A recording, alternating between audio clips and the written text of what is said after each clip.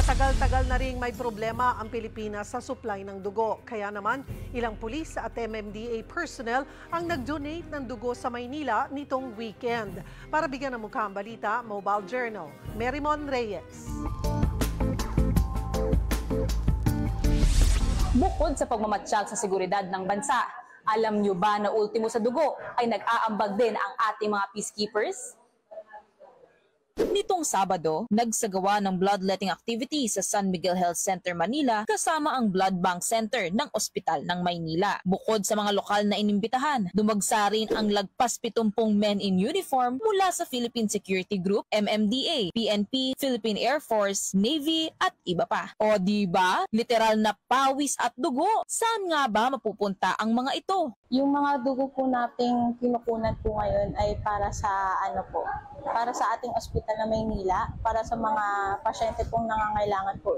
Lalo na po yung mga kailangan po ng dugo like anemia, ganun po, sa mga operahan. Kahit daw hindi sakop ng Kamaynilaan ay maaaring ihandog ang supply. Base naman sa mga nakakwentuhan nating blood donors, masarap daw sa pakiramdam ang makapaghandog ng tulong na hindi lang sa dahas dinaraan. Kaya kahit nagmula pa sa mga deployment sa probinsya, ay hindi raw nila ito pinalagpas.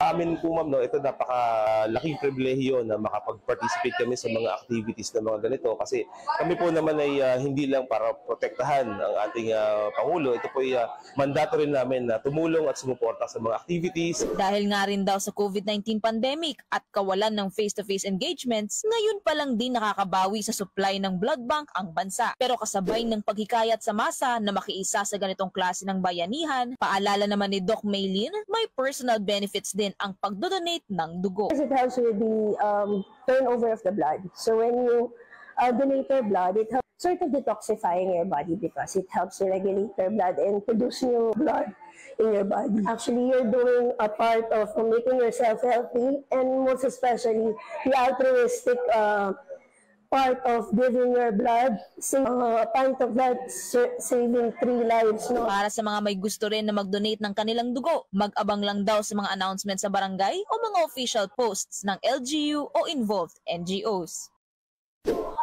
Hindi man daw napapansin, pero marami ang natutulungan ng donated blood packs. Kaya sana raw ay mas marami pang mag-contribute para sa kinabukasan ng mga nangangailangan.